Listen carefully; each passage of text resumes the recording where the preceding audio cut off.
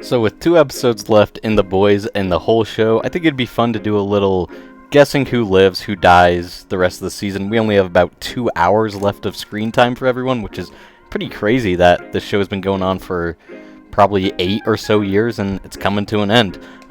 We're not going to do this dumb, they may live, they may not live. We're going to give definitive answers here. None of that nonsense of saying maybe, maybe not. We're going to do complete answers. So let's get into it. First off, we have Huey. I'm going to throw him and Starlight together. I would be surprised if they killed them. I think it's been setting up those two living, as last season we didn't really get to see them together.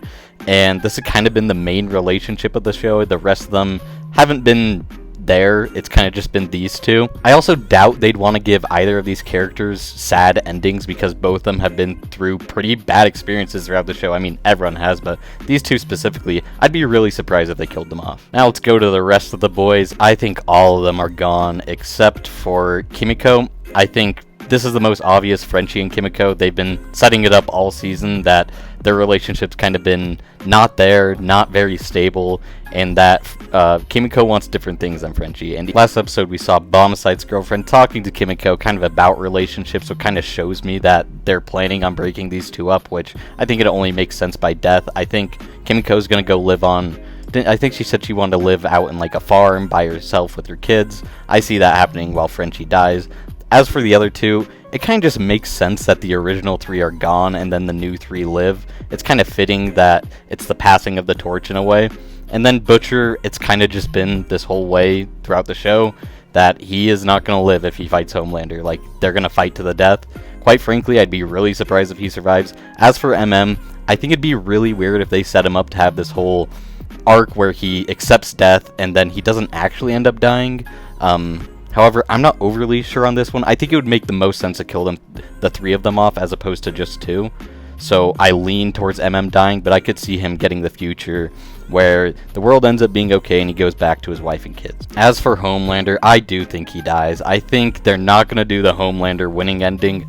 I think it's kind of makes sense for Kripke and how this show goes to do some sort of edgy ending, and while I wouldn't necessarily be opposed to it, I don't think it's the smartest thing to do. Getting a more traditional ending in my eyes would be a lot better. I think a lot of shows try and give some crazy ending that is doing all these different things and no other shows have ever done, like the villain winning, for example.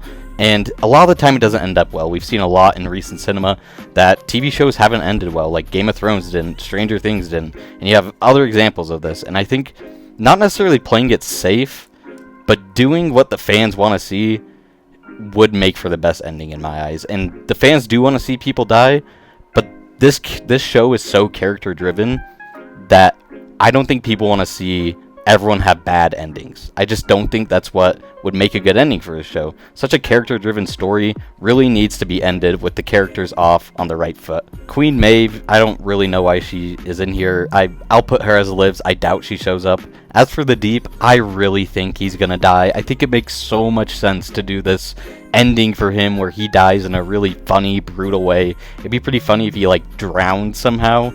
That would just be a great ending for the character, and I think it'd be so unlikely that they keep a character alive that's as bad as a person as the Deep is. I could see Homelander making the Deep go do something, like go fight the boys or something, and then he just gets obliterated. We've seen it once where he goes to try and fight the boys and doesn't win. I think that'd be a really cool ending. Not cool, funny ending for the character, where he goes on the command of Homelander and dies because of it. Ashley is a character I'm really unsure of. I could see it going either way. I think it makes a lot of sense if she lives, though.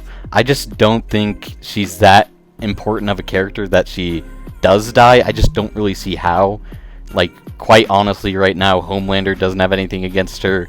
I don't think any of the boys would have anything against her because I think she would turn to the boys' side if she got the chance, and it is the safe option for her. A character like her that's trying to play it really safe, I just don't see how she dies. She definitely could, but I would doubt it. I doubt they'd kill off Stan Edgar.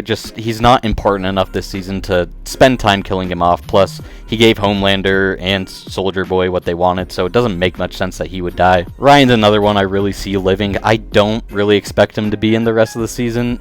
I don't see the right avenue of him showing up unless he just randomly pulls up out of nowhere, which would be kind of on par for this show, unfortunately.